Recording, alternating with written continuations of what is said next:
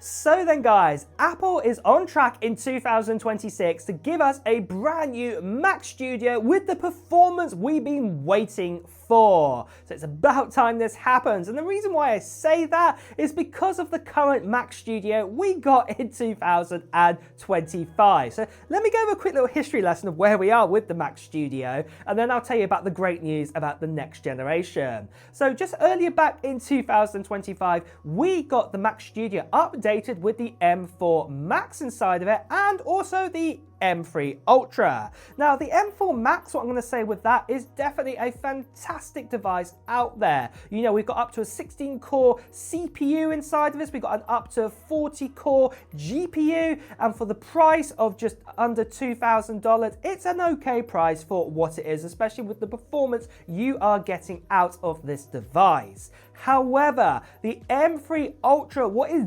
double the price of this machine, of the M4 Max, starting out at $3,999 US. I personally say it's not the best option out there. Don't get me wrong, the likes of the M3 Ultra is quite powerful, but compared to what we got with the M2 Ultra, it's not a major jump ahead. And even comparing it towards the M4 Max in its raw performance for quite a lot of tasks out there, the M4 Max is still even a great buy to pick on the Mac Studio compared to the M3 Ultra.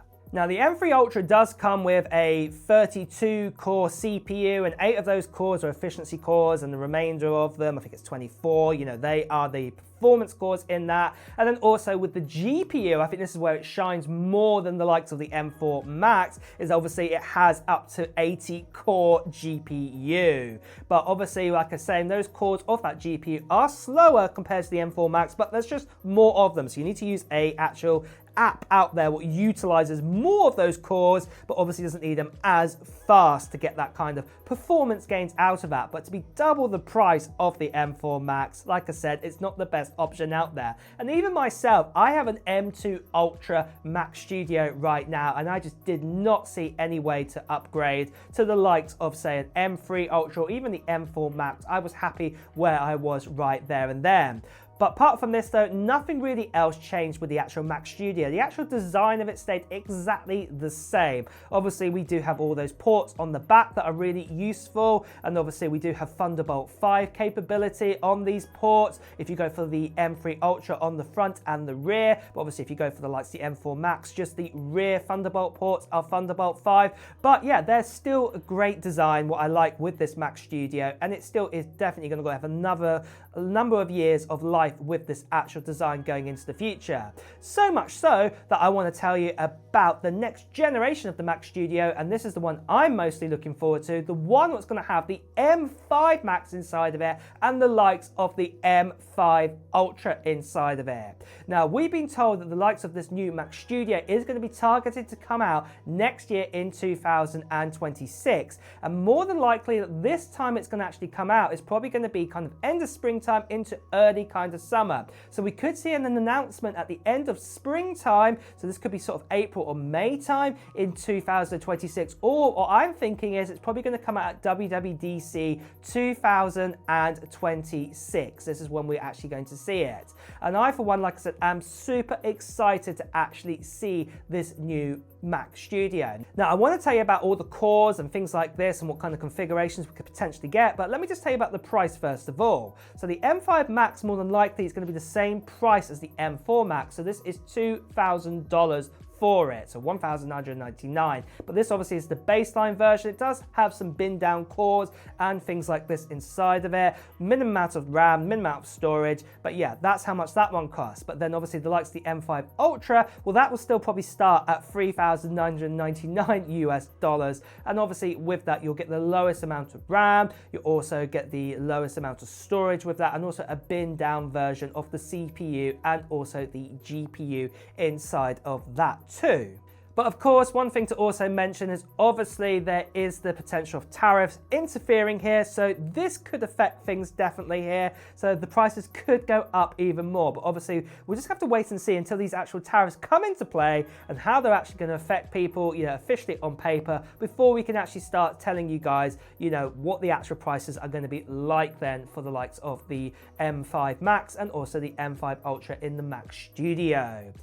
But just quickly, guys, I want to tell you about the giveaway that's happening at the end of September for this right here. That's right, I'm giving away an iPad Pro to one lucky subscriber on this channel at the end of September, so it's not that far away from now. But this iPad Pro is a little bit special. It's no ordinary one. It is an M4, it's got an OLED display, and it's also got a 13-inch display and 1 terabyte of storage inside of it. So what that means is you've got 16 gigabytes of RAM, you've got what I like to call it the full fat M4 inside of this. So this is the 10-core CPU, the 10-core GPU inside of this too, and plus it's also a cellular version of this 13-inch iPad Pro. Like I said, one lucky subscriber is going to get their hands on it very soon. But you probably want to know, how do I enter into this giveaway? Well, it's quite simple. There are 2 steps. The first step is what you can do right now. All you have to do is just put down into the comments below of what technology gear you're hoping to get in 2025. Maybe this is going to be a new iPad, maybe it's going to be a new iPhone, a new MacBook, maybe it's got nothing to do with Apple whatsoever, so maybe it might be a Nintendo Switch 2 or something else. Well, just put it down into the comments below right now. Now, the other part of the giveaway is going to be happening at the end of September time, where I'll be making a video giving you even more details about the giveaway. And in that video, I'll be giving you a form to fill in, and I'll also be telling you when I'll be doing the live stream for this to give away this iPad Pro to that lucky subscriber. So you won't want to miss out on that video. So the best thing you could do right now is make sure you subscribe to this channel and hit that notification bell too. Plus also you want to be a subscriber, because obviously I'm giving this away to a subscriber. But the last thing I just want to quickly say about this giveaway is that sadly there are still lots of scammers and spammers out there. People are still impersonating me, sending to WhatsApp, Telegram, Instagram direct message. Please do ignore these people. Best you can see right here. Please do report them. So moving on from this then, what about, say, the core count and the overall kind of performance we're going to get between, say, the likes of, I would say, the M4 Max to the M5 Max, and I'm going to say M3 Ultra to M5 Ultra? Well, with the M4 Max, I'm going to say probably to the M5 Max, overall we'll probably gain around about a 25% speed increase compared to the previous version. This is obviously combining GPU, CPU, all together there, the NPU, you get it, that's going to be around about a 25% increase. However, the M3 Ultra to the M5 Ultra, because we're skipping out a whole generation, probably the speed is going to be definitely far better here. We're probably going to be seeing a speed increase of around about, say, 40% increase compared to the M3 Ultra over its CPU, the GPU, the neural engine. You get the idea there. And even the likes of, say, some of you guys out there like me who've got the M2 Ultra, we're probably going to see even more than that. We're going to see over a 50% gain in speed increase, what we're going to get compared to an M2 Ultra to an M5 Ultra. So that's definitely some fantastic news to hear there. But what about the actual cores then? What are we actually going to see there?